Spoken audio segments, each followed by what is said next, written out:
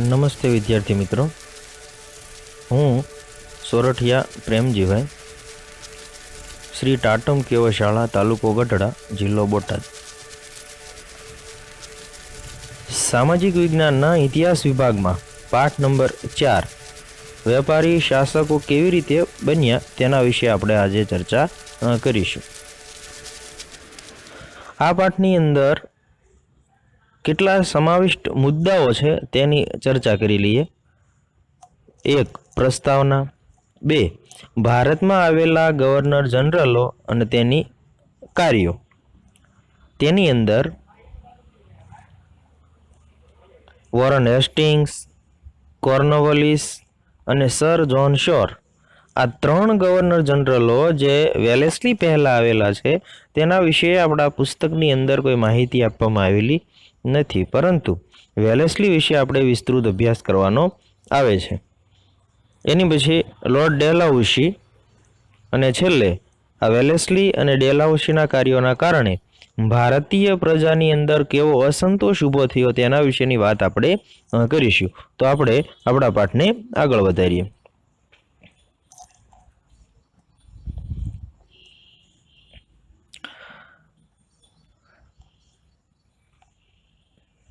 સૌ વિદ્યાર્થીઓએ પેલી 2 બિલાડીની વાર્તા તો સાંભળી જ હશે, જેમાં 2 બિલાડી એક રોટલીના ટુકડા માટે લડતી હોય છે.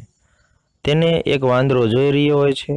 તે બિલાડીઓને રોટલીના સરખા ભાગ કરી આપવા માટે જાય છે, પરંતુ જાણી જોઈને એક ટુકડો મોટો અને એક ટુકડો નાનો રાખે છે અને અંતે ભાગ પાડી દેવાના બહાને પૂરેપૂરી રોટલી વાંદરો જ ખાઈ જાય છે.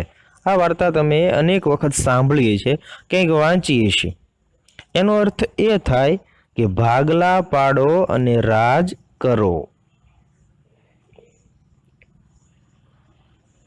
જો તમે તેને બળથી જીતી શકતા નથી તો તેની વચ્ચે જે સંપ હોય, એકતા હોય, તેને તોડી નાખો, એટલે આપોઆપ તમે વિજેતા બની જશો.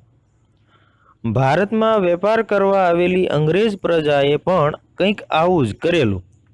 આપણે જાણીએ છીએ કે ભારતમાં અંગ્રેજો માત્ર વેપાર કરવા માટે આવેલા. આ આપણે 7મા ધોરણમાં ભણ્યા હતા કે ભારત એક રાજ્યનું નહોતું. ભારતની અંદર અનેક રાજ્ય અને રાજા હતા. 7મા ધોરણમાં એક રાજપૂત યુગ નામનો પાઠ આવતો અને તેની અંદર ઉત્તર ભારતના અને દક્ષિણ ભારતના એવા અનેક રાજ્ય આવતા હતા. એ આપણે જાણીએ છીએ કે ભારતમાં અનેક આવા દેશી રાજ્યો હતા. આ રાજાઓ પેલી બિલાડીઓની જેમ પોતાના રાજ્ય માટે અંદરો અંદર ઝઘડતા રહેતા અને અંગ્રેજોએ તેનો જ તો લાભ મેળવ્યો હતો. એમની વચ્ચે કોઈ એકતા હતી નહીં. ચાલો થોડું યાદ કરી લઈએ. અગાઉના પાઠમાં આપણે સમજ્યા હતા કે કઈ રીતે ભારતમાં વિવિધ યુરોપિયન પ્રજા આવી. બધી યુરોપિયન પ્રજા એટલે પોર્ટુગલના ફિરંગીઓ, હોલેન્ડના ડચ લોકો, ઇંગ્લેન્ડના અંગ્રેજો અને ફ્રાન્સના ફ્રેન્ચ લોકો કઈ રીતે ભારતમાં આવ્યા નવો જળમાર્ગ શોધીને, એના વિશે આપણે અગાઉના પાઠમાં વાત કરી ચૂક્યા છીએ. તેમાં અંગ્રેજો કઈ રીતે સફળ થયા,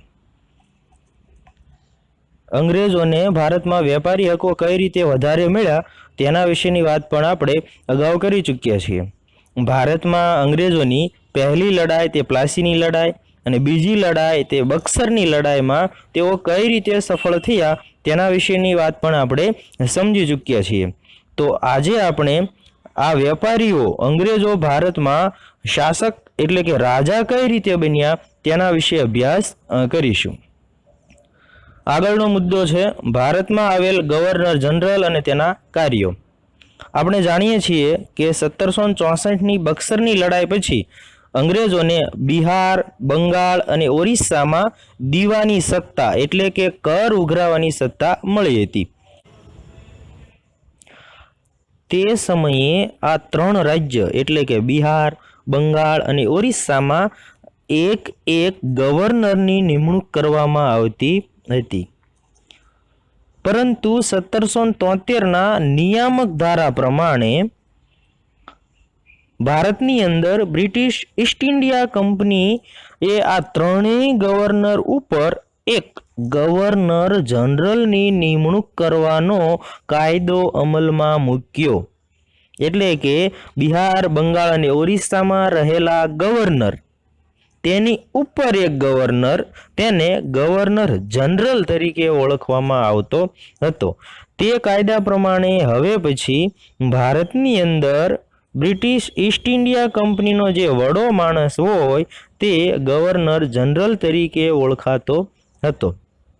આ રીતે 1773ના કાયદામાં થોડો સુધારો કર્યો અને હવે પછી કંપનીનો જે મેઇન માણસ હશે, ભારતની અંદર વહીવટ કરવા માટે આવશે, તે ગવર્નર જનરલ તરીકે ઓળખાવાનો હતો. અને તે કાયદા પ્રમાણે ભારતની અંદર પ્રથમ ગવર્નર જનરલ બનીને આવ્યો, તેનું નામ છે વોરન હેસ્ટિંગ્સ. એ ભારતની અંદર 1773ના કાયદા પ્રમાણે પ્રથમ વખત ગવર્નર જનરલ બનીને આવ્યો. તેને મરાઠાઓ સાથે સંધિ કરી અને હૈદરાબાદના નિઝામ પર નિયંત્રણ મેળવ્યું. એની પછી ગવર્નર જનરલ તરીકે કોર્નવાલિસ આવ્યો. ત્રીજો અને ચોથો મૈસૂર વિગ્રહ થયો. મૈસૂર એટલે અત્યારનું કર્ણાટક. કર્ણાટકનો ઉત્તર ભાગ એ સમયે મૈસૂર તરીકે ઓળખાતો હતો. મૈસૂરના રાજા હતા હૈદર અલી અને તેનો પુત્ર હતો ટીપુ સુલતાન. ટીપુનો અર્થ થાય વાઘ. તેને મૈસૂરનો વાઘ ગણવામાં આવતો. તેને અંગ્રેજોની હકુમત સ્વીકારી ન હતી, પરંતુ કોર્નવાલિસે તેની સામે ત્રીજી અને ચોથી વખત લડાઈ કરીને તેની સામે પણ વિજય મેળવ્યો. કોર્નવાલિસે તે કાયમી જમાબંધી નામની મહેસૂલ પદ્ધતિ અમલમાં મૂકી, જેના વિશે આપણે 6થા પાઠમાં વિસ્તૃત અભ્યાસ કરવાનો છે કે કાયમી જમાબંધીની અંદર શું નિયમ હતા, શું કરવામાં આવતું, તેના વિશેની વાત આપણે તેની અંદર કરશું. ત્રીજો ગવર્નર જનરલ છે તે સર જ્હોન શોર. તેને તટસ્થ નીતિ અમલમાં મૂકી. તેના કારણે કંપનીને થોડુંક નુકસાન પણ થયું હતું. આ ત્રણ ગવર્નર જનરલ છે, પહેલો, બીજો અને ત્રીજો, તેના વિશે તમારે પુસ્તકની અંદર અભ્યાસ આવતો નથી, પરંતુ ચોથો ગવર્નર જનરલ જે આવ્યો તેના વિશે પુસ્તકની અંદર એટલે કે આપણા અભ્યાસની અંદર વિસ્તૃત રીતે ભણવાનું આવે છે અને તેના વિશે જ એકમ કસોટી કે પરીક્ષાની અંદર પૂછાય. તો આના વિશે આપણે વધારે સમજ મેળવવી જરૂરી છે. ચોથો ગવર્નર જનરલ તે છે લોર્ડ વેલેસ્લી. અહીંયા જે શબ્દ આપેલો છે તે ઇંગ્લેન્ડની અંદર આ માનવાચક શબ્દ છે. આપણે કોઈ ભગવાનનું નામ લઈએ તો શ્રી રામ, શ્રી કૃષ્ણ, કોઈ માનનીય વ્યક્તિનું નામ લઈએ તો આપણે કહીએ શ્રી જગદીશભાઈ, શ્રી લલિતભાઈ, શ્રી પંકજભાઈ વગેરે. તો આગળ આપણે એ શ્રી લગાડીએ છીએ. તો ઇંગ્લેન્ડની અંદર માનવાચક શબ્દ ત્યાં લોર્ડ છે, કે lord Wellesley, lord sir John Shore, lord Cornwallis, lord John Washington વગેરે આપણે માનવાચક શબ્દ એવી રીતે લખી શકાય. તો વેલેસ્લી છે એ 1798માં ભારતનો ગવર્નર જનરલ બનીને આવ્યો, એટલે એ સમયની વાત છે. ત્યારે ફ્રેન્ચ કંપનીની તાકાત વધારે હતી. તેથી હવે ખાસ આ યાદ રાખવાનું છે કે ફ્રેન્ચોની વધતી જતી તાકાતને અટકાવવા અને દેશી રાજ્યોમાં, દેશી રાજ્યો એટલે ભારતની અંદર જે અનેક રાજ્ય હતા, તે અનેક રાજાઓ હતા, તે આપણે 7મા ધોરણમાં ભણ્યા છીએ. દેશી રાજ્યોમાં બ્રિટિશ ઈસ્ટ ઇન્ડિયા કંપનીની સત્તા વધારવા માટે એક યોજના બનાવી, જે સહાયકારી યોજના તરીકે ઓળખાય છે. એટલે કે વેલેસ્લીએ એક યોજના બનાવી અને યોજનાનું નામ છે સહાયકારી યોજના. સહાય કરવી એટલે મદદ કરવી, એમ.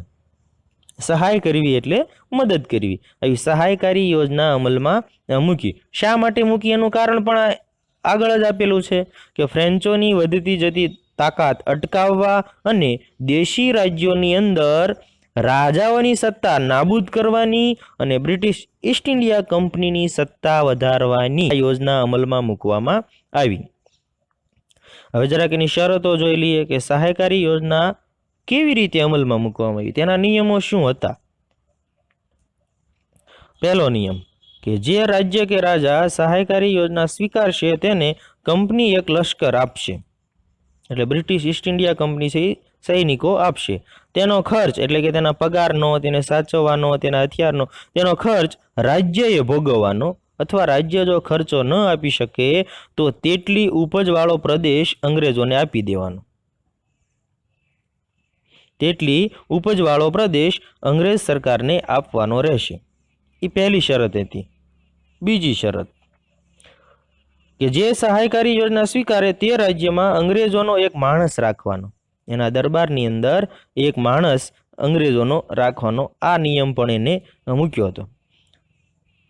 ત્રીજી શરત કે તે રાજ્યમાં અંગ્રેજો સિવાય અન્ય કોઈને નોકરીમાં રાખવાના નહીં. તે રાજ્યમાં અંગ્રેજોને જ નોકરીએ રાખવાના, અન્ય કોઈ લોકોને નોકરીએ રાખવાના નહીં. આ એક શરત હતી. આગળની શરત કે લશ્કરનો ઉપયોગ અંગ્રેજોની પરવાનગી વગર કરવો નહીં. યુદ્ધમાં કોઈની સામે લડવા જવાનું હોય તો લશ્કરને લઈ જઈએ કે ન લઈ જઈએ તે અંગ્રેજોની મંજૂરી લેવી જરૂરી હતી. જો એ ના પાડે તો આપણે લશ્કરનો ઉપયોગ કરી શકીએ નહીં. એ પણ એક શરત હતી. અને છેલ્લી શરત કે અંગ્રેજોની મંજૂરી વગર યુદ્ધ કે સંધિ કરવી નહીં. એટલે અંગ્રેજો સામે યુદ્ધ નથી કરવાનું, પણ ભારતના અન્ય રાજ્યોના રાજા સાથે પણ યુદ્ધ કે સંધિ એટલે સમાધાન, મિત્રતા, એ પણ કરવી નહીં. અંગ્રેજોની મંજૂરી લેવી પડે કે અમે આની સાથે મિત્રતા કરીએ કે ન કરીએ. એટલે આ હતી સહાયકારી યોજનાની કેટલીક શરતો. અને ભારતની અંદર ઘણા એવા રાજ્ય અને રાજા હતા કે આવી શરતો હોવા છતાં ઘણાએ સહાયકારી યોજના સ્વીકારી. કારણ કે પહેલું જ લખેલું છે કે લશ્કર આપવામાં આવશે. જે રાજાને બીજા રાજ્યનો ડર હોય, આક્રમણ કરવાનો, એને પોતાનું રાજ્ય વહી જવાનો ડર હોય, તે આ સહાયકારી યોજના જલ્દી સ્વીકારી લેતા. તો આ સહાયકારી યોજનાની શરતો છે, એકવાર વાંચી જેવી.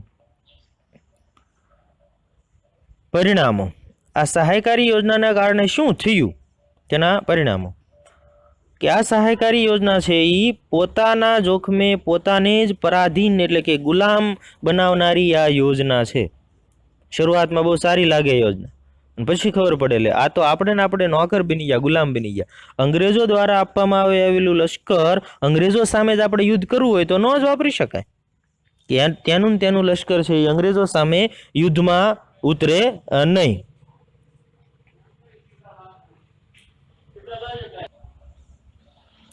એટલે કે અંગ્રેજો સામેના યુદ્ધમાં આ લશ્કરનો ઉપયોગ તો કરવાનો જ નથી. એટલે આપણે અંગ્રેજોના ગુલામ ઓટોમેટિક બની જઈએ. અંગ્રેજો સામેનું યુદ્ધ કરવું હોય તો ત્યાંનું લશ્કર એની સામે યુદ્ધમાં ઉતરે એ નહીં. રાજાને લશ્કર મળતા તે બેખોફ બન્યા. એટલે હવે રાજાને ડર મટી ગયો કે અમને તો અંગ્રેજોનું લશ્કર આપવામાં આવ્યું છે, એટલે અમારે હવે કોઈ અન્ય રાજ્યનો ડર છે નહીં. અને તેનું જીવન છે એ નિર્માલ્ય અને વિલાસી બની ગયું. હવે મોજ શોખમાં પોતાનું જીવન વિતાવવા લાગ્યા. સૈનિકોમાં નિર્બળતા આવી અને યુદ્ધ કૌશલ્યનો અંત આવ્યો. હવે ભારતના સૈનિકોને લશ્કરની અંદર લેતા જ નહીં માણસોને. તો ભારતની અંદર જે સૈનિકો હતા તેને તલવારબાજી અને યુદ્ધ કરવાની જે કળા હતી તે ધીમે ધીમે નષ્ટ થવા લાગી. તે હવે અંગ્રેજોના હાથમાં આવવા લાગી. શરૂઆતમાં સારી લાગતી આ યોજના હવે ગુલામીનો અહેસાસ કરાવતી. એટલે કે હવે આપણને નોકર છીએ એવો, ગુલામ છીએ એવો અહેસાસ કરાવતી. તેથી જ આ યોજનાને મીઠા ઝેર જેવી યોજના ગણવામાં આવે છે. કે શરૂઆતમાં સારી લાગે પરંતુ પછી ગુલામીનો અહેસાસ કરાવતી. શરૂઆતમાં બધા રાજાઓને એમ થયું કે વાહ અમને લશ્કર આપવામાં આવ્યું, હવે આપણે કોઈ ઉપાધિ નથી. પણ પછી ખબર પડી કે આપણે અંગ્રેજોના જ ગુલામ બની ગયા છીએ. એટલા માટે આ યોજનાને મીઠા ઝેર સમાન ગણવામાં આવે છે. આ ઉપર રહેલા મુદ્દા છે એની સમજૂતી છે. પ્રશ્ન એમ પૂછાય કે સહાયકારી યોજનાને કેમ મીઠા ઝેર જેવી ગણવામાં આવે છે? તો ઉપરના 4 મુદ્દા લખવાના કે આ સહાયકારી યોજના પોતાના જોખમે પોતાને જ પરાધીન એટલે કે ગુલામ બનાવનારી યોજના હતી. રાજાને લશ્કર મળતા તે બેખોફ બન્યા અને તેનું જીવન નિર્માલ્ય અને વિલાસી બન્યું. સૈનિકોમાં નિર્બળતા અને યુદ્ધ કૌશલ્યનો અંત આવ્યો. શરૂઆતમાં સારી લાગતી આ યોજના હવે ગુલામીનો અહેસાસ કરાવતી હતી. તેથી સહાયકારી યોજનાને મીઠા ઝેર સમાન ગણવામાં આવે છે. આ રીતે તમે અંદર લખી શકો. આ સહાયકારી યોજનાથી બ્રિટિશ ઈસ્ટ ઇન્ડિયા કંપનીને શું લાભ થયો? રાજ્ય વિસ્તાર એટલે પોતાનું રાજ મોટું થયું. શરૂઆતની અંદર આપણે જાણીએ છીએ કે બક્સરના યુદ્ધ પછી ભારતમાં બ્રિટિશ ઈસ્ટ ઇન્ડિયા કંપનીને બિહાર, બંગાળ અને ઓરિસ્સાની અંદર સત્તા હતી. આ બિહાર, બંગાળ અને ઓરિસ્સા આ 3 રાજ્યની અંદર કર ઉઘરાવવાની સત્તા હતી અગાઉથી જ. તો હવે વેલેસ્લી ભારતમાં આવ્યો, સહાયકારી યોજના અમલમાં મૂકી, ઘણા બધા રાજાઓએ સહાયકારી યોજના સ્વીકારી. તો એનાથી શું લાભ થયો તેના વિશે ચર્ચા કરીએ. સૌપ્રથમ આ યોજના સ્વીકારી, આ યોજનામાં સહી કરનાર તે હૈદરાબાદનો નિઝામ હતો. હૈદરાબાદના નિઝામે સૌપ્રથમ આ યોજના સ્વીકારી, કારણ કે મરાઠા સામેના યુદ્ધમાં તેની હાર થઈ હતી. તે હારી ગયો હતો, એને ડર હતો ફરીવાર મારી ઉપર આક્રમણ કરશે, એટલા માટે તેને સહાયકારી યોજના સૌપ્રથમ સ્વીકારી લીધી હતી. ત્યાર પછી મૈસૂર અને અયોધ્યા. મૈસૂર એટલે કર્ણાટકનો એક ભાગ અને અયોધ્યા એટલે ઉત્તર પ્રદેશમાં આજે પણ અયોધ્યા છે તે એ સમયે રાજ્ય હતું. 1798, 1799, 1800, 1801 આ સમય દરમિયાન અયોધ્યા, મૈસૂર, હૈદરાબાદ આ બધા ભારતના રાજ્ય હતા પોતપોતાના રાજાઓના. આગળ કે મરાઠા સંઘ એટલે હાલનું પુણે મહારાષ્ટ્રની અંદર, એની અંદર એક વ્યક્તિ હતા, એનું નામ હતું નાના ફડણવીસ. એ જ્યાં સુધી જીવતા ત્યાં સુધી બ્રિટિશ ઈસ્ટ ઇન્ડિયા કંપની તેનું રાજ્ય લઈ શક્યા નહીં. પરંતુ જેવું તેનું અવસાન થયું એટલે રાજગાદી માટે, રાજા બનવા માટે મરાઠા સંઘમાં અંદરો અંદર ઝઘડાઓ થયા અને આ તકનો લાભ લઈ અંગ્રેજોએ મરાઠા સંઘ પણ બ્રિટિશ ઈસ્ટ ઇન્ડિયા કંપનીમાં ભેળવી દીધું. આ રીતે થોડા જ વર્ષોની અંદર હૈદરાબાદ એટલે કે આંધ્રપ્રદેશનો એક ભાગ, અત્યારે પણ હૈદરાબાદ છે, ગોરખપુર જે ઉત્તર પ્રદેશમાં આવેલું છે, તાંજોર જે તમિલનાડુમાં છે, કર્ણાટક આજે પણ રાજ્ય છે તે, ફરુખાબાદ ઉત્તર પ્રદેશની અંદર, મરાઠા સંઘ મહારાષ્ટ્રમાં, મૈસૂર એટલે કર્ણાટક, અયોધ્યા એટલે ઉત્તર પ્રદેશ. મેં કૌંસની અંદર અત્યારે હાલના રાજ્યના નામ લખ્યા છે કે આ વિસ્તાર અત્યારે કયા રાજ્યમાં છે, પરંતુ તમારે યાદ રાખવાનું છે કે સહાયકારી યોજના કોને કોને સ્વીકારી હતી? તો હૈદરાબાદ, ગોરખપુર, તાંજોર, કર્ણાટક, ફરુખાબાદ, મરાઠા સંઘ, મૈસૂર અને અયોધ્યા વગેરે રાજ્યએ સહાયકારી યોજના સ્વીકારી હતી. એટલે કે આ બધા જ રાજ્ય હવે અંગ્રેજ શાસન હેઠળ આવી ગયા હતા. પહેલા 3 હતા, હવે અનેક રાજ્ય છે. સહાયકારી યોજનાના કારણે આ બધા જ રાજ્યમાં અંગ્રેજોની સત્તા વધવા પામી હતી. હવે અંગ્રેજોની નજર છે ઉત્તર ભારત તરફ હતી. ઉત્તર ભારતમાં પંજાબમાં તેને સત્તા મેળવવી હતી, પણ પંજાબની અંદર છે એ રણજીતસિંહ નામના એક રાજા હતા. અહીંયા તમે ચિત્રમાં જોઈ શકો છો. આ રણજીતસિંહ છે એ પંજાબ કેસરી તરીકે ઓળખાતા. કેસરી એટલે સિંહ, પંજાબના સિંહ તરીકે આ રણજીતસિંહ ઓળખાતા હતા, પંજાબ કેસરી. તેને પોતાનું લશ્કર છે એ યુરોપમાંથી અફસરો, તાલીમ આપવાવાળા લોકોને બોલાવી અને પોતાનું લશ્કર તૈયાર કર્યું હતું, તાલીમ આપીને, અને એક મોટું સામ્રાજ્ય ઊભું કર્યું હતું. એટલે અંગ્રેજો તેની સામે યુદ્ધમાં જીતી શકે એમ હતા નહીં, એટલા માટે અંગ્રેજોએ તેની સાથે મિત્રતા બાંધી લીધી.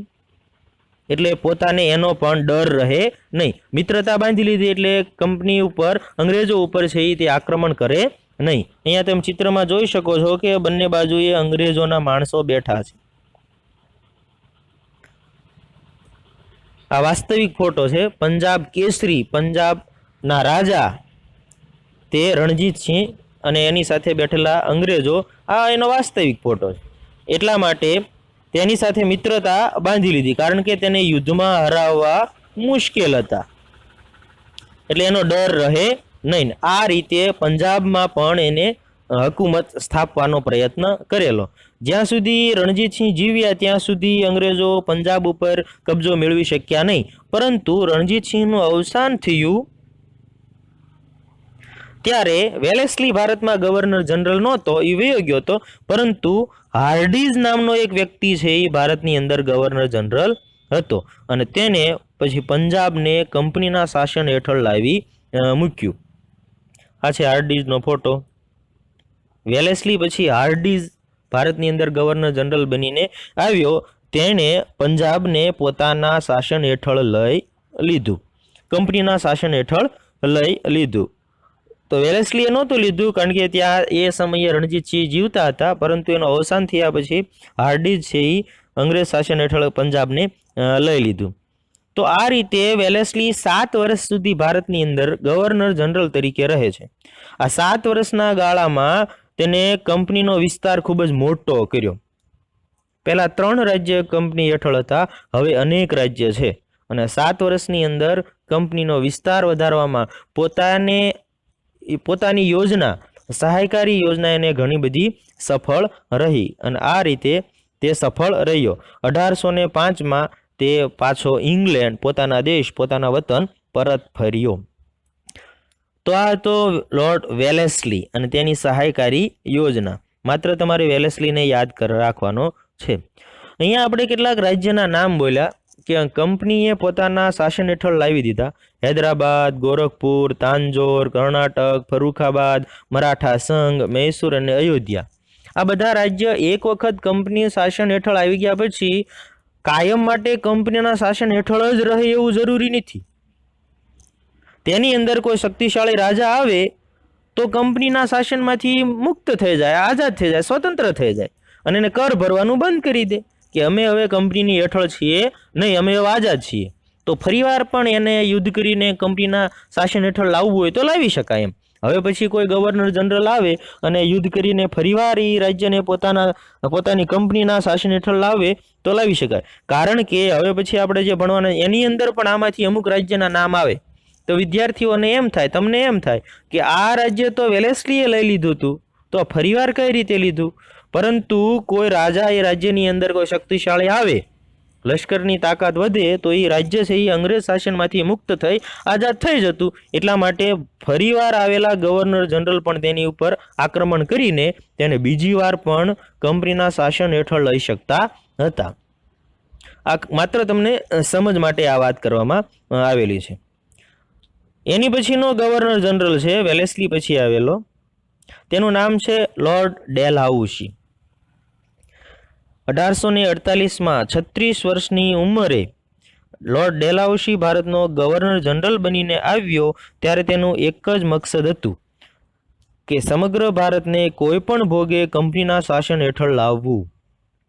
સમગ્ર ભારતને, આખા ભારતને બ્રિટિશ ઈસ્ટ ઇન્ડિયા કંપનીના શાસન હેઠળ, એટલે આખા ભારતમાં કંપનીનું રાજ હોવું જોઈએ તેવું તેનો ઈરાદો હતો. અને તેની માટે તે શું કરે છે એ જોઈએ કે ભારતમાં દેશી રાજ્યોની સત્તાનો અંત લાવી, દેશી રાજ્યો એટલે ભારતમાં અનેક રાજ્ય હતા તે, એનો અંત લાવી દેવાનો. લાવી તેને બ્રિટિશ ઈસ્ટ ઇન્ડિયા કંપનીના શાસન હેઠળ લાવવામાં આવે અને ભારતમાં કંપનીની સત્તાને સર્વોપરી બનાવવા માટે, સર્વોપરી એટલે સૌથી ઉપર, એથી વધારે કોઈ તાકાતવર સત્તાવાળું હોવું જોઈએ નહીં. એટલે કંપનીની સત્તાને સર્વોપરી બનાવવા માટે તેને એક નીતિ બનાવી, જો યોજના નહીં, નીતિ બનાવી અને તેનું નામ છે ખાલસા નીતિ. ખાલસા કરવું એટલે લઈ લેવું. તેને ખાલસા નીતિ નામની એક નીતિ અમલમાં મૂકી. વેલેસ્લીએ સહાયકારી યોજના અમલમાં મૂકી હતી અને ડેલહાઉસીએ ખાલસા નીતિ અમલમાં મૂકી. હવે ખાલસા નીતિનો અમલ કઈ રીતે રાજ્યને ખાલસા કરતો ડેલહાઉસી, એના નિયમો, ખાલસા નીતિના કેટલાક નિયમો.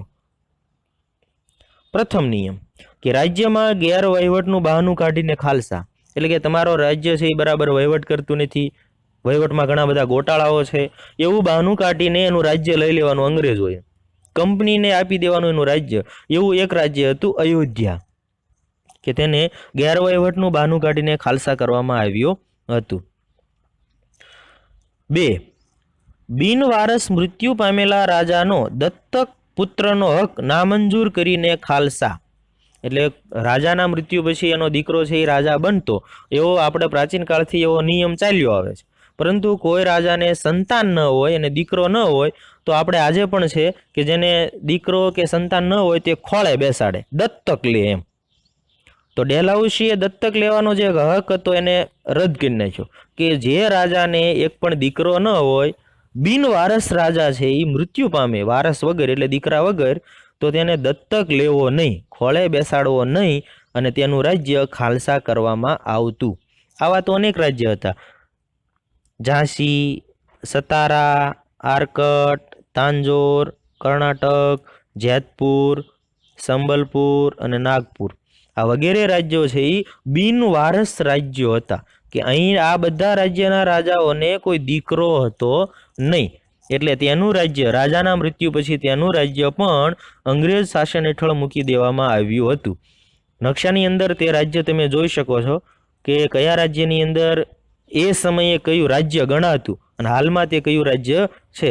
નકશા પૂર્તિની અંદર પૂછાય તો તમારે આ જરાક યાદ રાખવું જરૂરી છે.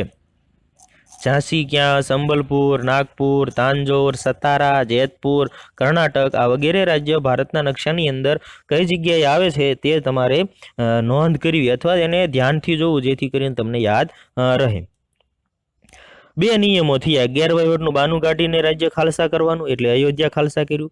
બિનવારસ રાજા છે એ મૃત્યુ પામે તો તેને દત્તક લેવાનો નહીં તેવો નિયમ બનાવીને રાજ્ય ખાલસા કર્યું. તેમાં ઝાંસી, સતારા, આરકટ, તાંજોર, કર્ણાટક, જેતપુર, સંબલપુર ને નાગપુર રાજ્ય છે એ ખાલસા કરવામાં આવ્યું. ત્રીજો નિયમ છે યુદ્ધ દ્વારા ખાલસા. જો ઉપરના બંને નિયમોથી કોઈ ખાલસા ન થાય તેની સામે લડાઈ કરવાની, કોઈ પણ બાનું કાઢીને અને યુદ્ધ કરીને તેનું રાજ્ય છે એ ખાલસા કરવાનું એટલે કે લઈ લેવામાં આવતું. આવા બે રાજ્ય છે. એક તો પંજાબ ભારતનું, અને ભારતનું પાડોશી દેશ અત્યારે મ્યાનમારને હરાવી એ સમયે તે વિસ્તાર પેગુ પ્રાંત કહેવાતો. આ પેગુ પ્રાંતને ખાલસા કરવામાં અંગ્રેજોને સફળતા મળી, ડેલહાઉસીને સફળતા મળી. એટલે આ ત્રણ નિયમો છે કે ગેરવહીવટનું બાનું કાઢીને ખાલસા, બિનવારસ મૃત્યુ પામ્યાના રાજાને દત્તક લેવાનો હક નામંજૂર કરીને ખાલસા અને યુદ્ધ દ્વારા ખાલસા. આ ત્રણ રીતે ભારતમાં ડેલહાઉસીએ ખાલસા નીતિનો અમલ કરાવ્યો અને તેના દ્વારા ભારતમાં અનેક રાજ્ય છે અને બ્રિટિશ ઈસ્ટ ઇન્ડિયા કંપનીની હેઠળ મૂકી દીધા, બ્રિટિશ ઈસ્ટ ઇન્ડિયા કંપનીના શાસન હેઠળ લાવી દીધા. આમ લોર્ડ ડેલહાઉસીએ જીત, જપ્તી અને ખાલસા નીતિથી ભારતમાં કંપનીને સર્વોપરી બનાવી. એની સત્તા છે એ હવે સર્વોપરી બનાવવામાં ડેલહાઉસીને સફળતા મળી. જીત, જપ્તી અને ખાલસા નીતિ દ્વારા. આ ડેલહાઉસીએ માત્ર ખાલસા નીતિ જ અમલમાં મૂકી એવું નથી, ભારતની અંદર પોતાને સરળતા રહે, બ્રિટિશ ઈસ્ટ ઇન્ડિયા કંપનીને સરળતા રહે એટલા માટે એને કેટલાક સુધારાઓ પણ કર્યા હતા અને એ સુધારાઓનો લાભ ભારતની લોકોને પણ મળેલો છે, ભારતની જનતાને પણ એનો લાભ મળેલો છે. તો એક સુધારાઓ કયા કયા છે તે તપાસી લઈએ. ડેલહાઉસીએ ભારતની અંદર કયા કયા સુધારાઓ કર્યા. પહેલો સુધારો કે ભારતમાં 1853, સાલવારી યાદ રાખજો, 1853માં સૌ પ્રથમ મહારાષ્ટ્રમાં મુંબઈ અને થાણા વચ્ચે 22 માઇલની રેલવે લાઇનની શરૂઆત કરી. બાજુમાં તમે ચિત્ર જોઈ શકો છો કે ભારતની પહેલી ટ્રેન, કે આની પહેલા ભારતમાં ક્યારે રેલવે નહોતી. આ રેલવેની શરૂઆત ડેલહાઉસીએ કરાવી ભારતની અંદર. ક્યાં? તો કે મહારાષ્ટ્રના મુંબઈથી થાણા વચ્ચે ભારતમાં પહેલી વહેલી ટ્રેન શરૂ થઈ 1853ની અંદર. બીજો સુધારો કે આધુનિક ટપાલ પદ્ધતિની શરૂઆત કરાવી. અત્યારે જે આપણે ટપાલ પદ્ધતિ છે આપણી, એવી આધુનિક ટપાલ પદ્ધતિની પહેલી વહેલી શરૂઆત એ લોર્ડ ડેલહાઉસીએ ભારતની અંદર કરાવી, આધુનિક ટપાલ પદ્ધતિ. ત્રીજો સુધારો કે ભારત અને ઇંગ્લેન્ડ વચ્ચે તાર વ્યવહાર શરૂ કરાવ્યો. ચોથો સુધારો કે ભારતની અંદર બાળ લગ્ન પર પ્રતિબંધ અને વિધવા પુનઃલગ્નની છૂટનો કાયદો અમલમાં મૂક્યો. એટલે એ સમયે ડેલહાઉસી જ્યારે ભારતની અંદર આવ્યો ત્યારે નાના નાના બાળકોના પણ લગ્ન કરી દેવામાં આવતા, એટલે બાળ લગ્ન પર પ્રતિબંધ એટલે મનાઈ કરી, બાળ લગ્ન કરવા નહીં એવો કાયદો અમલમાં મૂક્યો. અને એ સમયે કોઈ લગ્ન પછી કોઈ સ્ત્રીના પતિ છે એ મૃત્યુ પામે તો એ બીજી વાર લગ્ન કરી શકતા નહીં, આવો નિયમ હતો. તેને કાયદો બનાવ્યો વિધવા પુનઃલગ્નની છૂટનો. કે હવે વિધવા છે એ ફરીવાર લગ્ન કરી શકે છે. ડેલહાઉસીએ આવો પણ સુધારાઓ કર્યા હતા. છેલ્લો સુધારો કે લોર્ડ ડેલહાઉસીની ભલામણના કારણે 1857માં મુંબઈ, મદ્રાસ, પહેલા મદ્રાસ નામ હતું, અત્યારે ચેન્નઈ નામ છે, અને કોલકાતામાં યુનિવર્સિટી એટલે કે કોલેજો શરૂ કરવામાં આવી. આ ડેલહાઉસી દ્વારા જ સુધારો કરવામાં આવ્યો હતો. તેના કારણે 1857ની અંદર ભારતની અંદર મુંબઈ, મદ્રાસ અને કોલકાતા આ 3 જગ્યાએ યુનિવર્સિટીઓ એટલે કે વિશાળ અભ્યાસ માટેની કોલેજો શરૂ કરવામાં આવી. આવા સુધારાઓ ડેલહાઉસીએ પોતાના ગવર્નર જનરલ તરીકેના શાસનકાળમાં સુધારાઓ પણ કરેલા છે. એક ખાલસા નીતિ અમલમાં મૂકેલી છે. તેના 3 નિયમો હતા. ગેરવહીવટનું બહાનું કાઢીને ખાલસા એટલે કે અયોધ્યા ખાલસા કર્યું. બિનવારસ રાજા મૃત્યુ પામે તો તેને દત્તક લેવો નહીં તેવો નિયમ બનાવીને ખાલસા. તેની અંદર ઝાંસી, સતારા, આરકટ, કર્ણાટક, તાંજોર, નાગપુર, સંબલપુર વગેરે રાજ્ય છે એ ખાલસા કરવામાં આવ્યું હતું. અને છેલ્લે યુદ્ધ દ્વારા ખાલસા, તેની અંદર પંજાબ ખાલસા કરવામાં આવ્યું અને મ્યાનમારનો રંગૂન પાસેનો પેગુ પ્રાંત પણ યુદ્ધ દ્વારા જ ખાલસા કરવામાં આવ્યો હતો. અને ત્યાર પછી આ જરાક સુધારાઓ યાદ રાખવાના કે ડેલહાઉસીએ ભારતની અંદર કયા કયા સુધારાઓ કર્યા હતા. ડેલહાઉસીએ ભારતમાં ચા, કોફી અને કપાસના ઉત્પાદન કરતા રાજ્યો ઉપર કબજો મેળવ્યો હતો. ભારતમાંથી અઢળક માલ ઇંગ્લેન્ડમાં પહોંચતો કરવામાં આવતો અને કરોડો રૂપિયાની કમાણી ભારતમાંથી કરવામાં આવતી. એટલે ભારતના ભોગે ઇંગ્લેન્ડ પૈસાવાળું બનતું. પોતાના વેપારની સરળતા માટે અને ભારત પર રાજ કરવા માટે જ તેને ઉપરના સુધારાઓ કર્યા હતા. ઉપરના સુધારાઓ એટલે હમણાં આપણે જે સુધારાઓ જોયા તે.